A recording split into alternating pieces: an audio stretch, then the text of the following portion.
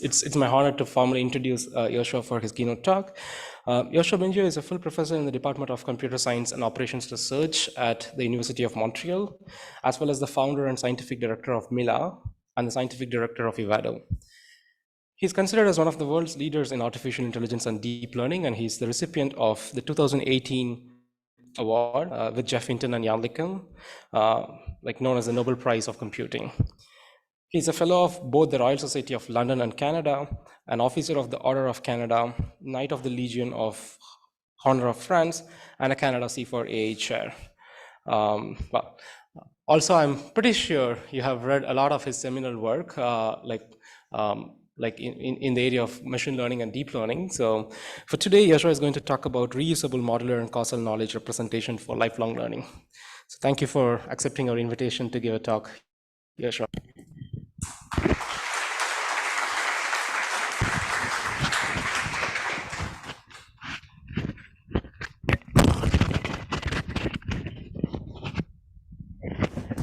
All right, thanks for inviting me. You hear me clear and loud? All right, so yeah, I'm gonna actually tell you about a lot of the things that I'm very excited about and that we started investigating in my group in the last couple of years, following, let's say, on the footsteps of the synergy between neuroscience and AI and machine learning, which has given rise to deep learning. And I think that there's much more, and I'll tell you about specific things having to do with high-level cognition that we can exploit. And that is very relevant to the question of transfer learning, lifelong learning, multitask learning, sample complexity, in the sort of changes in distribution and things like this. All right, let's start. Oh, and causality, of course, you'll hear about that too.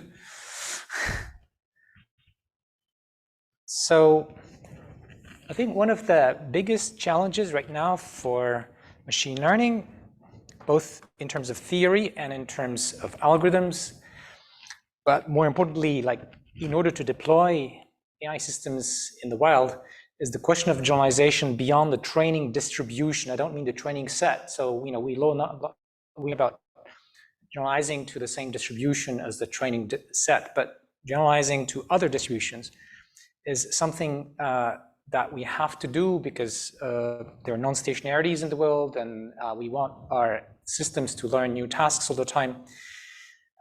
But it's kind of an ill-posed question. It's like, what does it even mean when I don't tell you what the new distributions will be? What can a learner do in order to prepare for these changes before they happen? So if we're going to drop the IID hypothesis, well, logically we need to replace them by other hypotheses.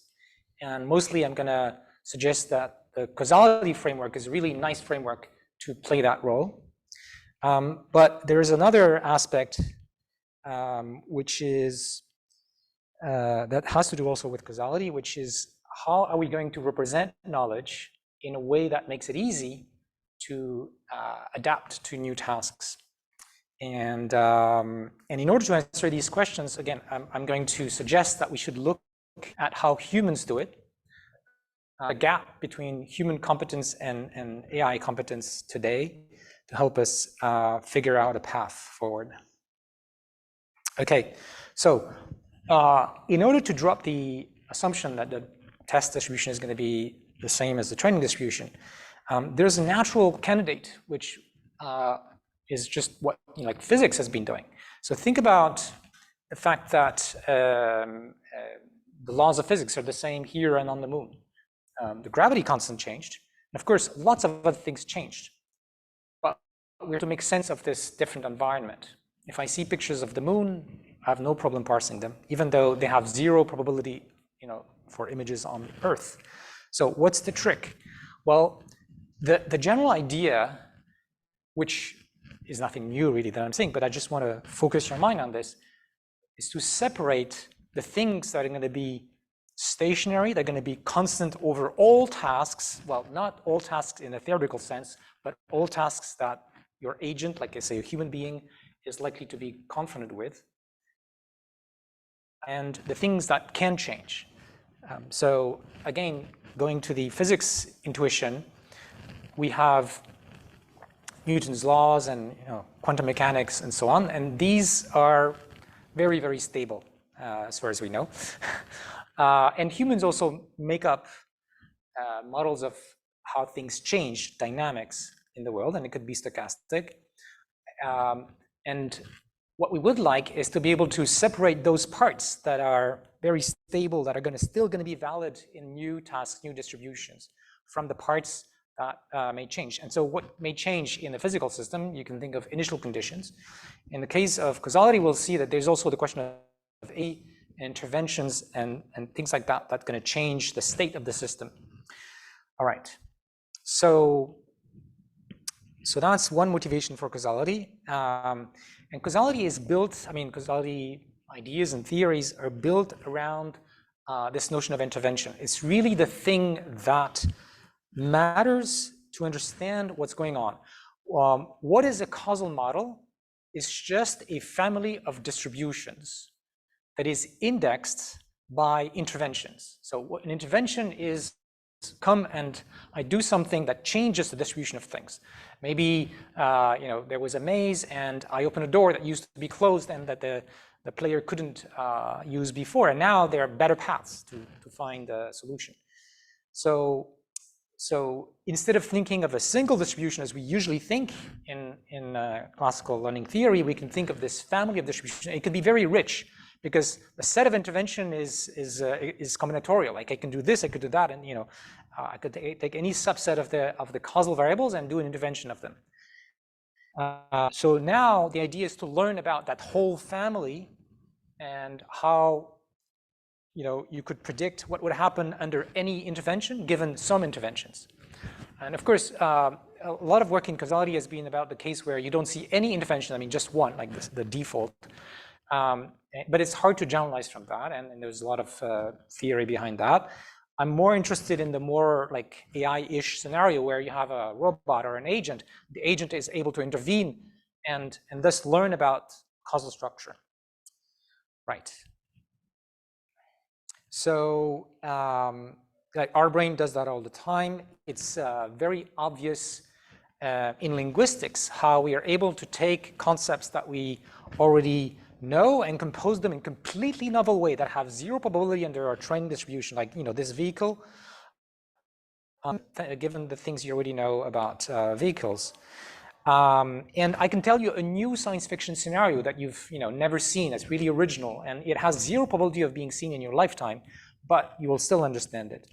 You can go to a city you've never been where traffic laws are different and you've never seen those traffic laws, or at least you've never practiced them. Like if you're like me and you've been driving on the right, and then you go to London and you rent a car and then you have to drive on the left, and you can quickly understand what's going on, and then you still have to kind of practice it. I'll come back to that. And yeah, and a lot of papers showing that current deep learning is not doing a great job when you have these new environments, these interventions, these changes in distribution. Okay, so as I said in my little intro, we're gonna try to take inspiration and clues from human intelligence. And I think we can do that because on many interrelated fronts. So sample complexity. Well, how many examples do I need to learn a task? Well, if I can reuse a lot of the knowledge stationary that comes from the description of these mechanisms that I can recompose in new ways, or pieces of how to do things or how things work that I can reuse, that clearly is going to help. And in fact, we had a paper a couple of years ago, I think it was Clear 2019, I'm not sure, where we showed that the correct causal model that is not just a distribution, but remember it's a family of distribution, is one that's going to have less sample complexity when you do these interventions. So that's also pointing in that direction. So sample complexity is, basically how many examples you need to adapt to this new setting. But you could also have zero-shot generalization as just like normal out-of-distribution generalization. And in humans are good at both of these things, right? And they're also good at doing this causal discovery business. In other words, it's figuring out what is the causal structure. I mean, that's really the hard part. Once we know the structure, a lot of literature in statistics and econometrics about that, then it's, there are lots of things you can do, but what's really hard for humans and for the kind of AI systems we want to build in the future is we don't know what the causal mechanisms, we don't even know what the causal variables are. I mean, we are making them up. That's what humans do. We name them, but they don't exist. Like, it's not given to us except through culture, but we make up new ones all the time. That's what scientists do, right? We create new concepts, new laws, we find these mechanisms, these irregularities. And of course, we can read them quite efficiently without having to do something that looks like it's empty hard in our head. And if we look at language, there's also lots of clues that the way we're doing this enables us to present knowledge compositionally, to combine those pieces on the fly, and do efficient inference with all that. Okay, so the hypothesis I want to put forward is that all of these features where humans are really strong compared to machines right now are connected to one aspect of cognition, which is, let's say, conscious processing, high-level cognition. And I'm going to try to develop that hypothesis a bit more. And if that's true, then this could be useful for AI, but it could also be useful to study this, like the machine learning role of high-level cognition, conscious processing, from the point of view of better understanding human brains and human intelligence. So this is a two-way street. Okay, so let's go back to that example of, driving in a country where you have to change the side of the road, and it's the first time for you. What do? So when we are facing these novel or rare situations, we can't just go by our habit. It wouldn't work. I would make an accident right away. I have to constantly keep thinking, stay on the left, and then pay attention to all the details because everything is upside down, where left side, right side, whatever. And I need to reason, okay, now I need to think of plotting my paths going like left, rather than right. Things like this. We do that, and we use our attention, our conscious processing for that. Right, so that was the driving example. Now, there is a way to interpret this apparent divide between when we behave according to our habits, according to our impulses, according to our intuition, and the way to compute in our mind that involves conscious processing. And this is the system 1, system 2 divide that Dan Kahneman, who's an actual Nobel Prize. Actually, no, he's not an actual Nobel Prize. You know that the Nobel Prize in economics is not a real Nobel Prize? Anyways, it's another organization that, right, change the subject. Yeah, so deep learning is really good at doing this system 1 stuff that corresponds to our intuitive thinking, parallel, very fast execution, very large neural net that gives you the answer right away, but don't ask how you got that, right? Knowledge is implicit. And then on the other side, humans are also good at these system 2 stuff, and we need to have these things in our neural nets as well. So slow, logical, sequential, conscious, linguistic, we can explain, I can explain to another person why I'm just I said, like, turn left, because turning left when you're driving on the left is easier than turning right because you don't have to cut the traffic, right? I can do that. I can verbalize.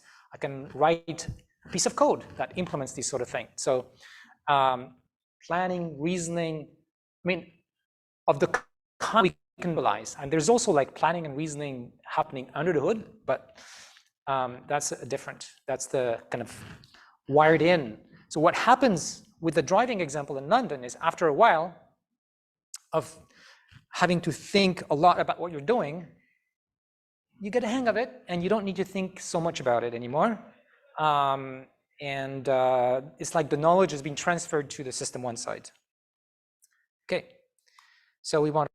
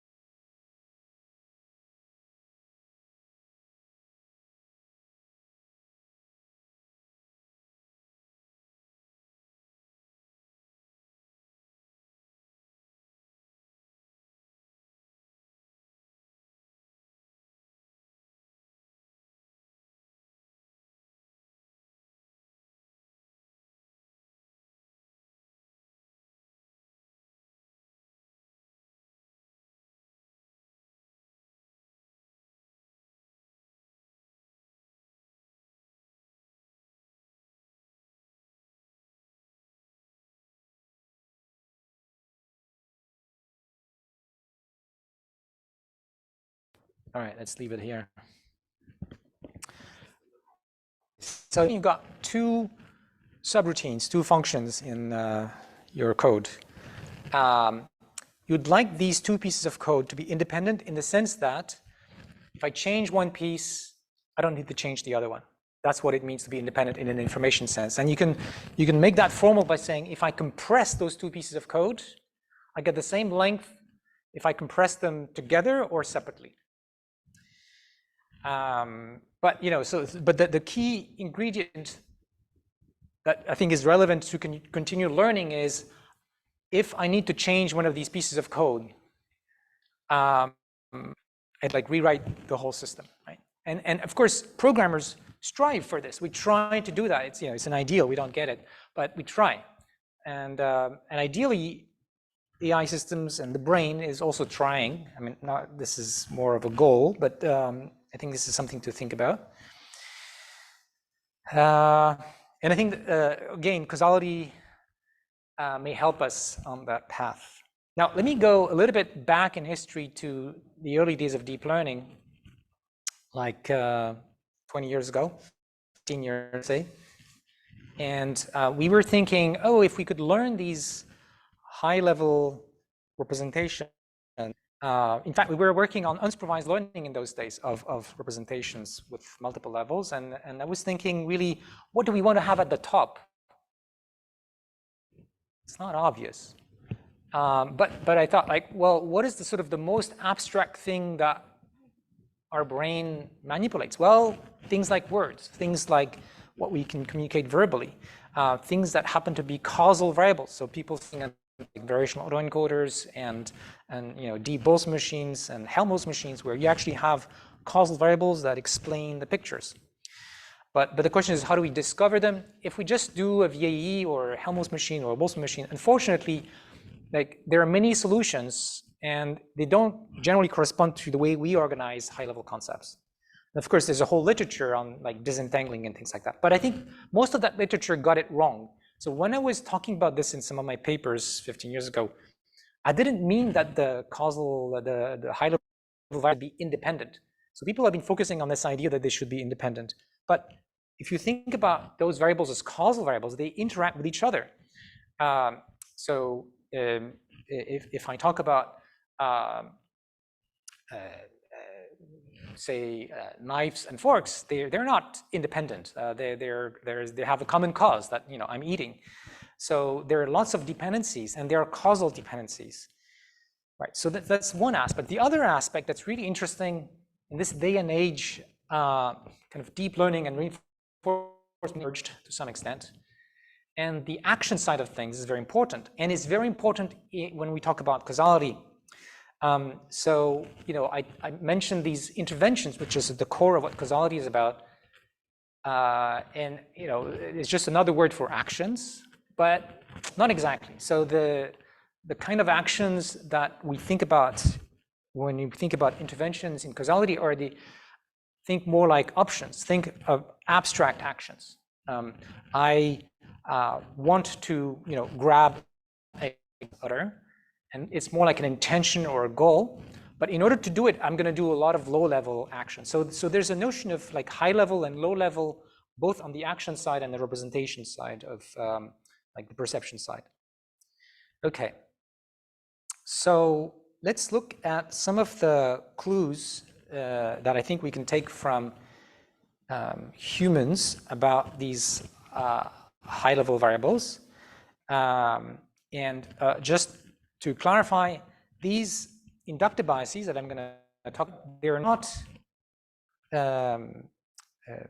not true, or they're not assumptions for everything that our brain is handling or everything that our future AI systems will be handling. They're only for maybe the tip of the iceberg, the stuff at the top level of representation. And in fact, these assumptions don't work if you try to apply them at the pixel level. Okay, so let's see what that could be. So the one that I studied the most and I started thinking about in 2017, I wrote this paper called The Consciousness Prior. Is the idea that those high-level causal variables that our brain thinks about consciously are related to each other through a very sparse dependency or causal graph. So this is obvious in language. Like we write a sentence like, if I drop the ball, it will fall on the ground. What is that doing? It's making a prediction about the position of the ball given very few things. The previous position, I was holding it, and the fact that I drop it, and that's it. And those predictions are very accurate. Try it. If you drop a ball, it will fall. So this is a special property. We don't think about it because we do it all the time, but it doesn't work at the level of pixels or low-level actions, these kinds of very sparse dependencies. So those high-level variables, abstract variables, have that very strong sparsity property in the sense that the relations between those variables involve very few arguments. Okay, and as I said, they play a causal role. And again, like very relevant to continual learning, those relations or these causal mechanisms that connect those variables together, they are reusable. And it sounds like obvious again, but if you look at the way we design our mini deep nets, we don't necessarily have that property.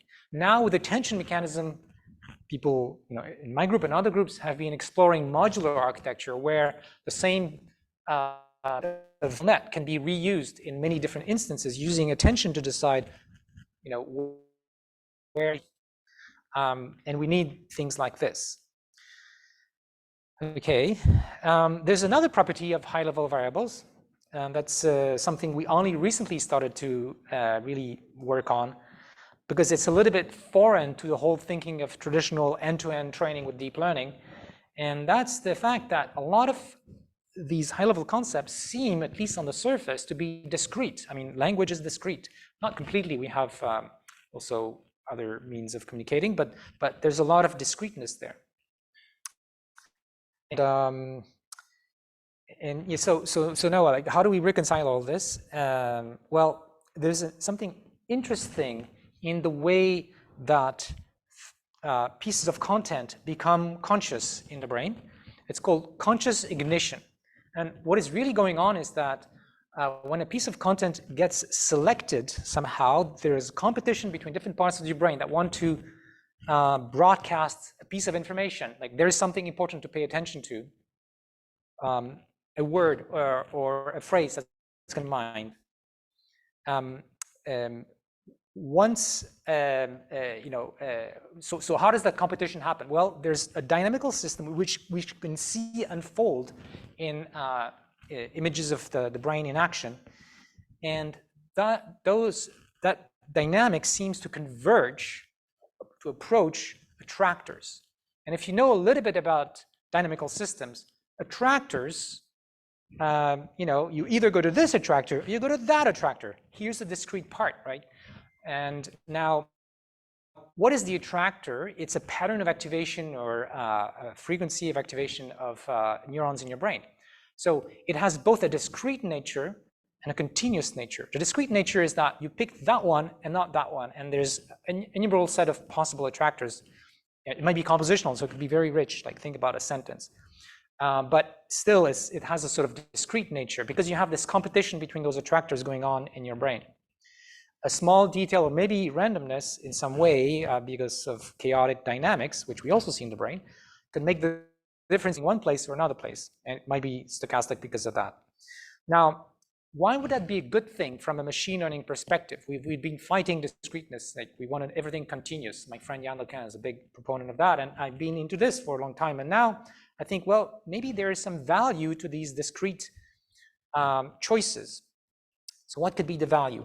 In a paper at the last NeurIPS, we kind of wrote on the idea that when different parts of your brain talk to each other through a discrete channel, they have less ways to express the message, but it also means that these different modules are more easily hot swappable. In other words, the concept of fire could be coming from your audition or from your visual system.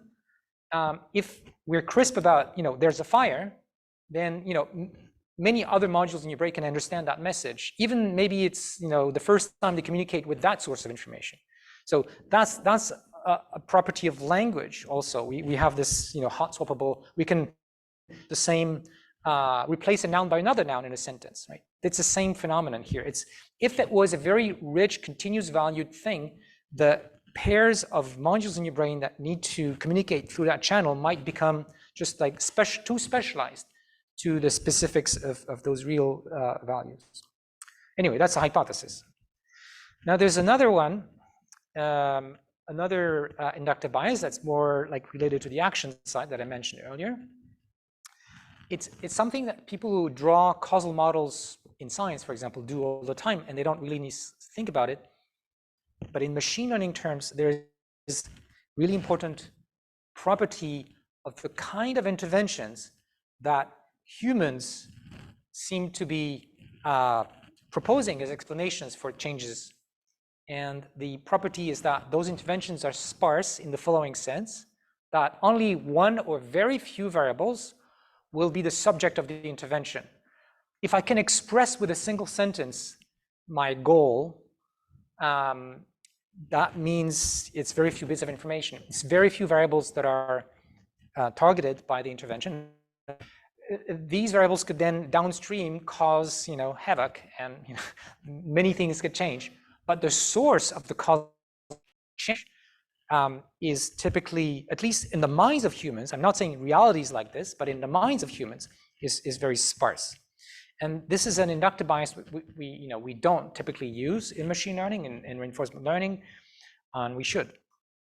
Okay, so I've sort of covered at a very, very high level some of the ideas in recent papers from my group, many led by Anirudh Goyal, who's finishing now, on recurrent independent mechanisms, coordination through a shared global workspace. So I mentioned this idea that in the brain, it looks like we have different experts and that they can't talk to any other experts arbitrarily except through this bottleneck, which is your working memory that only allows a few bits of information, those pieces of content that come to your mind that you're conscious of. And anything else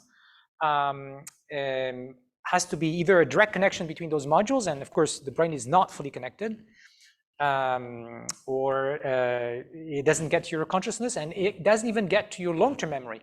The only things you remember are the things consciously, like your episodic memory, are the things that went through this bottleneck. So it's a very important bottleneck. It also controls your learning, your adaptation to new situations, like I was explaining with the driving example. In the neural production systems paper of last NeurIPS, we explore various ways to use these modular neural net ideas with attention to connect them, to implement something approaching, the ideas of good old-fashioned AI with production systems, but using neural net pieces. And the discrete value neural communication paper I mentioned explores the, imposing a discrete bottleneck of communication between those modules. Okay, but I think we are far from done. We still, in all of this work, we don't have the sort of stochastic discrete decision making that seems to be involved in our conscious processing. And there's another thing that humans do, which is related to, I think, some sort of stochasticity, which is imagination. Thoughts pop up in our mind. I do my walk every morning, and some new idea doesn't pop up, or some potential solution to a problem, or some connection I had not seen before. And they seem to come out of nowhere. But of course, there was some unconscious bit of the brain that was brewing these things, and then raises its hand high enough to say, this is important. It should go through the bottleneck of working memory. It should go to long-term memory. You should act on it, and so on. So we need generative neural nets to do that work of producing new content and be going through this bottleneck. So it's not just that we have this competition and discrete communication, but also that the content needs to be generated. And why we want to do that, I think it's just that the space of things you could think about, of solutions to problems, is just too large. And I think we want our AI systems, and I think what the brain is doing, to be able to generalize across those very large spaces, like a policy in RL would propose potential solutions to problems. So we've been exploring a new kind of neural net architecture that seemed to be well appropriate for these kinds of jobs,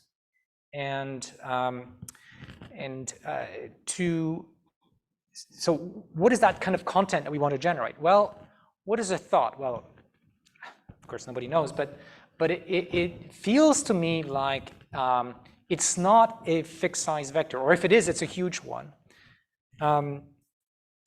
Think about, it's not just a sequence of words either, because the same meaning in your mind could exist before you utter the words, and it could come out in different ways. So it's something more abstract somehow than the words themselves. Maybe a good guide, at least one that I like, is about a semantic parse. Say, if you think about language, so it indicates how the different entities are related to each other semantically. What is the cause of what? Which action, which is a verb, is being acted by which agent on which object. So I'm making the guess that if we had generative models for graphs, and by the way, they're variable size. Sometimes it's a small thing, maybe it's just a word. Sometimes it's a richer. And also these thoughts, well, I don't know about you, but for me, they come in like little pieces that grow. It's like it keeps coming. So they there's a sequential aspect, which is of course well studied by cognitive scientists. And so we'd like to have generative models for data structures, maybe represented by some kind of graphs. I like hypergraphs, but that's a detail. And that construct these data structures sequentially, just like system 2 in your brain seems to be doing. Right, and how do we do that? So we're exploring this framework, which we call GFlowNets for GFlow networks.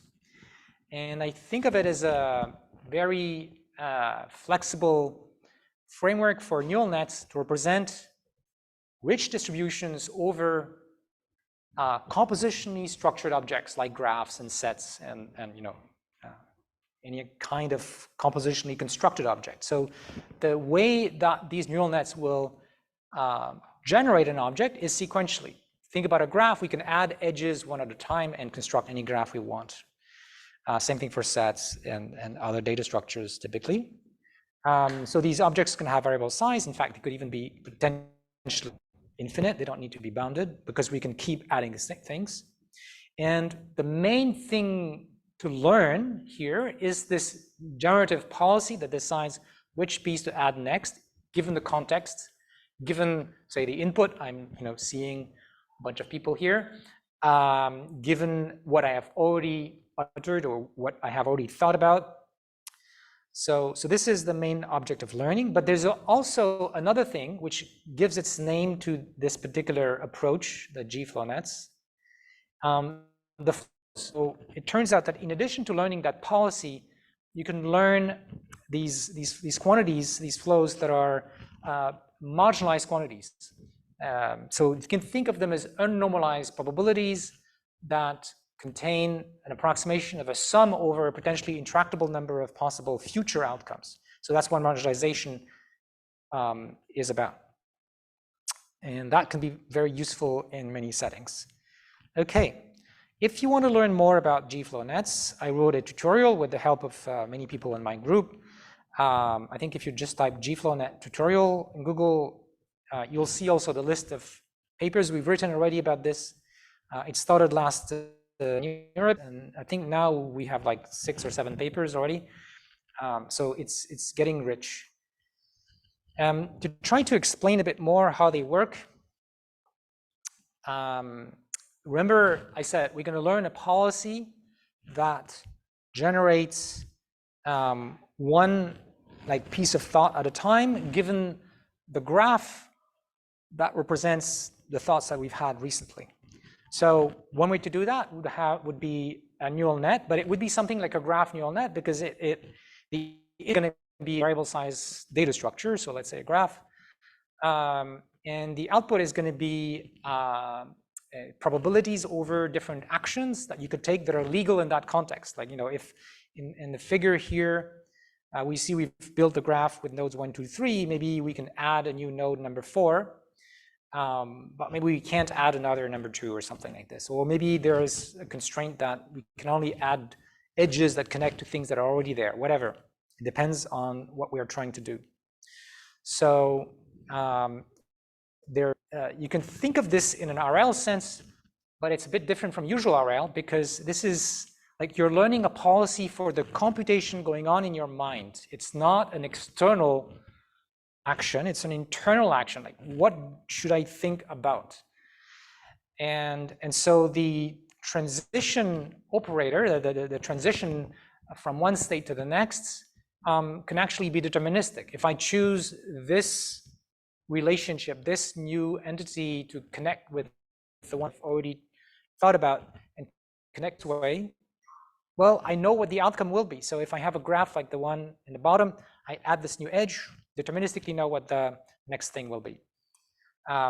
It doesn't have to be that way, but this is what we've studied mostly in those papers. So a special kind of reinforcement learning environment, if you want. Okay. So there's lots of theory about these GFlowNets. For example, we showed that if that there are some objective functions that correspond to providing a reward for any particular object, like say graph that we generate, and then penalizing somehow the network for producing those objects with a probability that doesn't match the reward. So what these things can provably do, if they're trained with enough compute, not enough data, enough compute, is match a given reward function in a sense that being able to generate objects with probability proportional to that reward function. So what could that reward function be? Well, there are many things, but you can think of that reward function in the context of what I've been talking about since the beginning is your world model. Okay, so your world model is like the set of rules and facts at a high level that you know, and what this reward function is doing is basically saying, is this consistent with the things I know? And if it is, then you get a high reward. If it isn't, you get a low reward. Right? So you want to think rational thoughts. That's what this is saying. That's all. And yeah, so we can show that there's a sort of universal approximation property for when the objective is not to maximize reward, but to sample these objects in proportion to the reward. And we also have, let's see, we also have papers, not discussed here, explaining how you can also learn the reward function if you have data, right? So the usual things we do in machine learning. It's a different job, and you can learn both at the same time. The sampler, which is like an amortized sampler, like in variational autoencoders, and the reward function, which responds in a VAE to your decoder. So the decoder is a model that says this is how the data arrives, and the encoder is a variational approximation of the posterior distribution. So there's strong links between variational methods and GFlowNets, mathematically and conceptually. Okay, so now let's go back to our knowledge representation business that started a lot of this talk. Because in this picture, I still have this one humongous neural net that decides how I think. But what I've told you about with the causality story is we want to break it down into small pieces corresponding to specialists, modules that know very well about the dependencies between just a few variables. And when these variables are relevant, they raise their hand and say, oh, this is the next thing you should think about. It's sort of the right thing to do in order to get high rewards with the right probability. So we want this GFlowNet not to be just some big graph neural net. We want it to be broken down into these modules. And what would these modules correspond to? Well, let's go back to my causality story. They would correspond to these causal mechanisms. Like a causal mechanism knows some types of variables, how type A causes type B. And if it sees an A, it can, say, hey, I know what's going to happen with B, right? So these modules, or it can see a contradiction. It could raise its hand. Oh, there's something goes against the piece of knowledge I have, and I have these thoughts too. So we want this GFlowNet to be partitioned, and each of these modules to have both this knowledge representation piece, which says sort of what sorts of variable go with what other variables in which relationship, but also the inference machinery, because let's go back to the VAE things that hopefully many of you know about. We have the part, which is like the energy function in my case, or these pieces of knowledge, these rules, if you want. But you also have the inference piece. What the GFlowNet is doing, is learning, is the inference machine. In fact, I think most of your brain is spent on inference. In other words, the part that captures the things you know that you can verbalize is very small. I mean, Wikipedia, like it's really small, and maybe probably there are more facts in Wikipedia than you know, but you might know a fraction of that. So it's small numbers compared to what your brain can store. What is the rest doing? It's doing inference. Inference is hard, like exact inference is NP hard. So the rest is doing what the GFlowNet here is doing. It's given the context of what I have already thought about and the question or the context that is around me, what is the next piece in my plan or the piece in my solution to a problem, right? So that's inference. In current neural nets, we put the two things, inference and knowledge, like world model, in one lump, except in things like model-based reinforcement learning, where you can see there is the part that learns the dynamics and the part that learns the policy. And I think separating that is a good idea. Here's the reason from a learning theory point of view. The part that describes the knowledge could be very small, right? You don't, like, Wikipedia is tiny. The part that does the inference, well, that's why you need so many neurons in your brain. It's a lot of computation. In addition, you need that inference to be fast. So you need a lot of parallel computation, right? Right now, if I look at a GPT-3 or something, it has knowledge, it has inference, but it's all mixed up.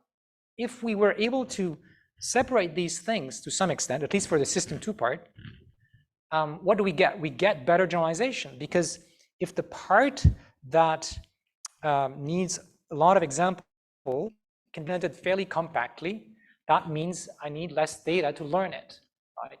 Not to mention the fact that I can generalize by composing the things that I know.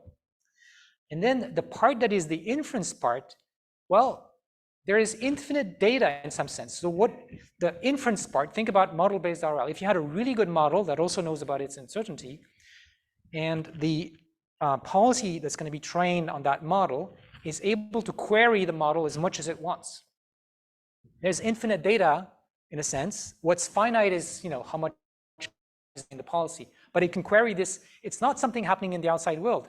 It's something happening in your mind, in the computer, right? So it goes much faster. In fact, we know that at a level that we're not conscious of, there's replay going on in your brain where you play out things in the world, especially with place cells, at about 10x the real time. So it looks like it's not happening, you're not aware of it, but your mind is sort of practicing things at an unconscious level to train the inference machine. And that inference machine could be huge, right? Because there's a lot of cases that it's not going to cover properly, so it needs a lot of capacity. And maybe this is what you're doing when you're sleeping. It looks like rats, when they are not running around and they're like just standing there, their brain is doing this kind of replay stuff.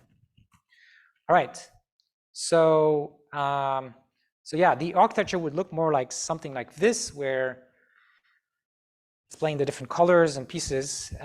You have the red boxes, which are these experts that I've talked about. And the red wiring is what we currently do in deep learning. You have your visual system, different parts talk to different parts, and according to some feed-forward flow. And maybe there's also feedback, but not absolutely necessary to come to recognizing objects.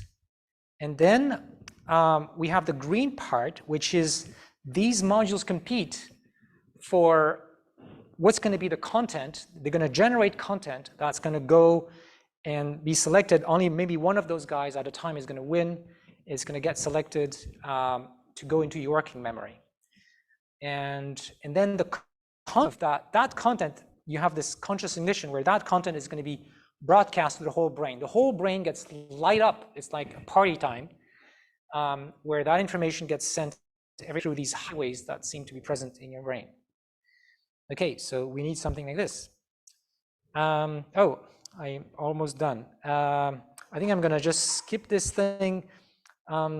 Just mention that these GFlowNets can be used to generate graphs that correspond to hypotheses to explain things, and they can do that in a way that corresponds to sampling from the Bayesian posterior over causal explanations. which is a hard thing, but because they can sample graphs, and turns out their objective function is sort of a fit made in heaven to learn about posteriors and Bayesian posteriors in particular. So that we have a UAI paper that was just presented last month or a few weeks ago on this, and I will stop here.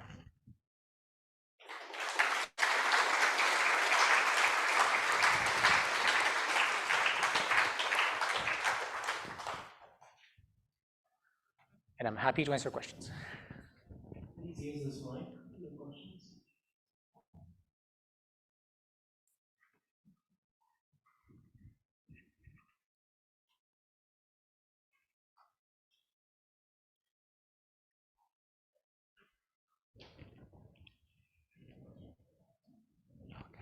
Thank you so much for the talk. Great talk as always.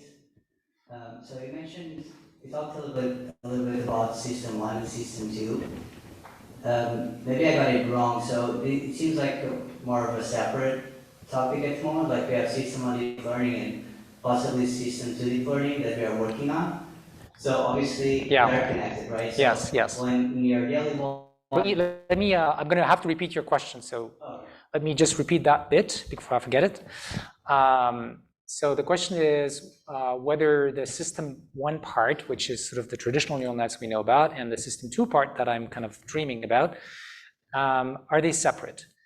And you were not sure if what I was talking about, they were separate or not. And I think as you guessed, they should not be separate.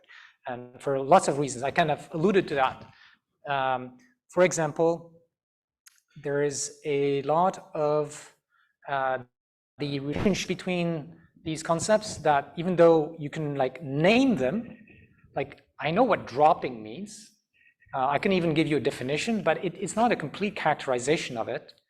You might not be able to recognize it in a video. So you need the system 1 part to define those relationships.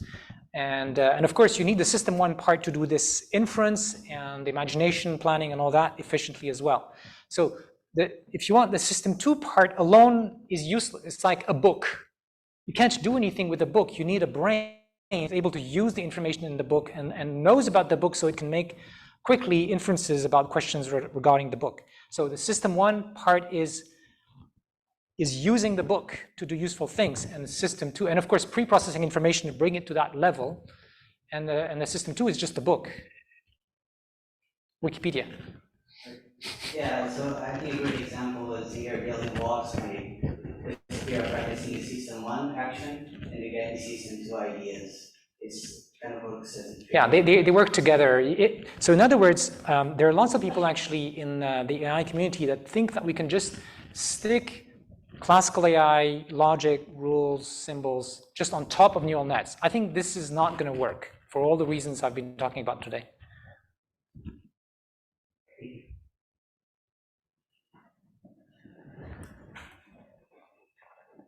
Hello, thanks for the talk.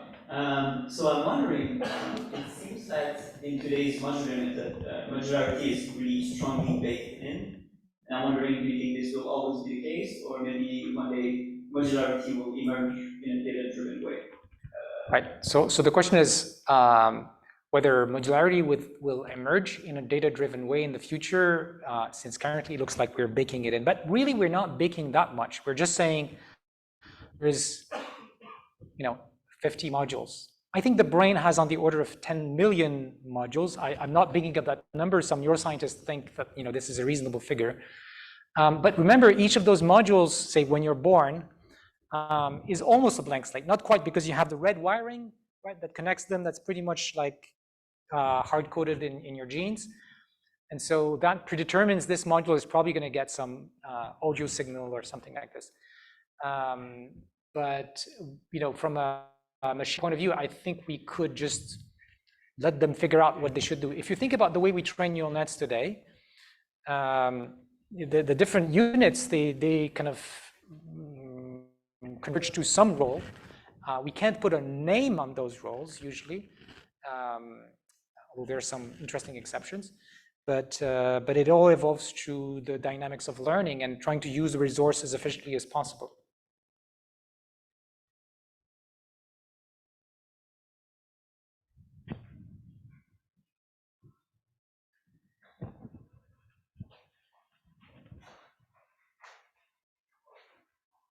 So maybe it's a mix of both, right? So evolution has baked in some things, but we can also learn new concepts that clearly our ancestors were not prepared for.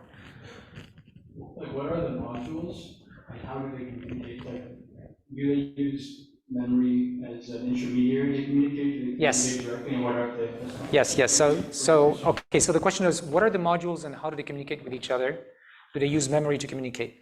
Right. So I think I had a picture that went maybe too quickly near the end, where you have these modules. So these modules are just, think of them as highly locally connected neural nets that are loosely connected to the rest of the brain. And they have two kinds of connections to the rest of the brain. They have these sort of system one connections where they're connected through fixed to other modules that are downstream of them, or that's feeding them. Just like in your visual cortex, we understand that part pretty well. But now there's this other thing, which is this sort of system two way to communicate, which goes through memory, working memory, and then eventually long-term memory, episodic memory, rather. So how does that work? I mean, neuroscientists are starting to figure out. So they like looking at particular paths in the brain that seem to mediate this thing. It's not yet completely clear how it works, but there's lots of facts are known about how that happens. But basically, the outcome is this makes it. It's like a big switch. It allows any piece of your brain to talk to, cortex, to talk to any other piece of cortex, and you could learn that too. So it's very rich. No, it's not. So the part that is direct is hardwired probably, or at least to some extent. You're born with a wiring diagram, which is rough. It's coarse. But then you have this extra kind of wiring, which is the switch, which is the working memory that allows any module to talk to any module through what? It doesn't go through an actual physical bottleneck. It's more this dynamical system view where different modules, given the context, sort of compete with each other, and the whole thing converges to something. And that at that point, that information becomes sort of available to everyone, and that's how they communicate. Okay, sorry, there's a question from the chat. Let me read it. Do you think that the sparsity priors over causal dependencies interventions that humans can show necessarily run the risk of producing oversimplified explanations in some situations, like inferring illusory control or agency? Yeah, of course. I mean, we make a lot of causal mistakes, and by definition, almost inductive biases are like assumptions, soft or hard assumptions, mostly soft here, that help us for some things and that are not good for other things. And humans can fail miserably in some settings. So actually, I think that motivates one of the things I mentioned early in my talk, which is these assumptions are not global assumptions about everything that humans see, only assumptions about the relationships between those high-level variables. In other words, it's just the tip of the iceberg that has those assumptions. The rest is your, system one machinery is able to handle very high dimensional dependencies between thousands and thousands of variables at the same time. We don't want to lose that. We've seen how powerful that was in deep learning, in vision, for example. And so it's just that we now are thinking about, okay, what's at the top level of this hierarchy? What's going on? What kind of assumptions would be helpful there? And of course, we can get it wrong. Like humans make up stories to explain what's going on. And sometimes that works, sometimes it doesn't work, but it served us well. And we should be able to incorporate these sort of inductive biases in machines. And why would we want to have those inductive biases? Because like inductive biases in general, they allow to generalize better, at least in some family of settings. So the things that we're good at explaining with our words, we are good at explaining with our words, and that's been very useful. Our society is built on this, culture is built on this, science is built on this. It's not nothing, right? And we'd like to have that kind of intellectual power in AI systems. Hi, I have a question as well. So you're thinking a lot in terms of these causal structures when you're moving to from the RNA setting. But these causal structures, they can be represented at different scales. I can think about connection in atoms. I can think of it. So how have you thought about it? How should the learning system deal with the potential different scales and potentially need to move between them, right? Yeah, but I think there's a confusion here. That in a way, all the words, like all the entities that you can name, even though some have to do with what's the very small, like atoms, and things that are very big, like galaxies, they're in the same place. Like they have the same level of representation in your brain. It's not like have a hierarchy of like more abstract or bigger things and then smaller things or whatever. They all like can talk to each other. So I can mix atoms and galaxies in the same sentence, no problem. So it's more, so the hierarchy is in a sense more virtual. It's not like there is a network connection or structure. It has to do with the fact that some piece of network has learned the relationship between, I don't know, atoms and the Big Bang, or something, and then connect things. And it is these connections that create maybe an ontology or a structure that may have a hierarchy of concepts. But it's not like you have that hierarchy in a direct way in your brain. It's more like the different pieces, the relationships or the causal mechanisms are localized. You have like an expert in your brain. If we peek your brain in a particular location, we'll see that there's really expertise about a particular aspect of knowledge. Hi, great talk, thanks. Yes, I'd like to push a little bit more on the creation of the modules, if they're human beings. Yes. So I'm working on a modular system where when the predictions of existing modules are no longer like up to par and not predicting well, we create new modules. Right. Is that kind of how you envision? I could also envision more Hebbian, so like things that are together, wired together, so observed causality, or any of the number of things. I'm curious what you think. Yeah, that's a great question. I obviously don't know the answer.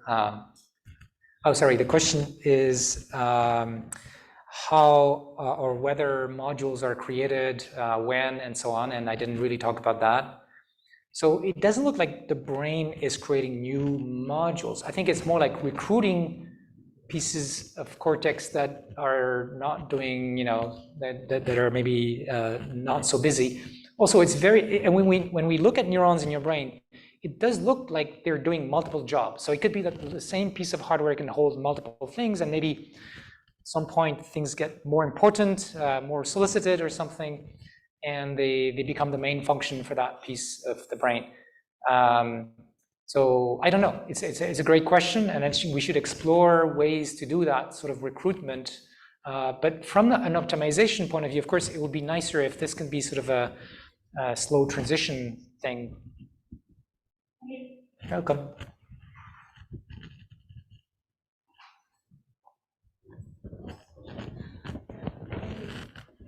My question is, are there any mapping between the modular aspects and the communication between modules and the level of energy, so in an energetic way of modules? So some modules focus on something with high level of activity, so high energy, and other modules with low energy, and the communication is just a question of the flow of energy between the receiver and the other high level energy module. Let me try to rephrase your question for the remote audience. So she's asking about potentially the relationship between, we have these different modules and they talk to each other through a bottleneck that I mentioned, and this sort of a scalar that she calls energy that may flow between them or be high for those that are more active and things like this. Okay, so I use the word energy in a different meaning. I use it in the meaning that's more like in probabilistic models, like energy-based models. And actually, then the semantic is upside down. So low energy means more probable stuff, means more activation. And so I think that this meaning of energy is relevant in the sense that it's very likely that in order to win that competition between modules, so that's going to decide which piece of content is going to be broadcast, it's going to be the modules that raise their hand higher, right? And how is that happening? Well, they have maybe similar activity, right? There may be some neurons there that participate in that competition, and if they are sufficiently active, and probably if they're supported by other modules that agree that this is a good thing to think about, then it may win the competition. I don't think there is any flow of energy. Like energy here, as I use it, doesn't have that kind of meaning. I use the word flow to mean a different concept that I won't have time to explain in a single sentence.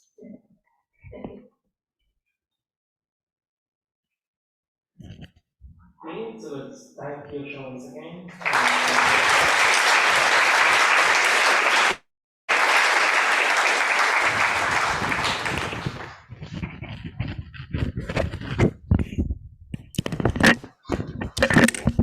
So that concludes day one.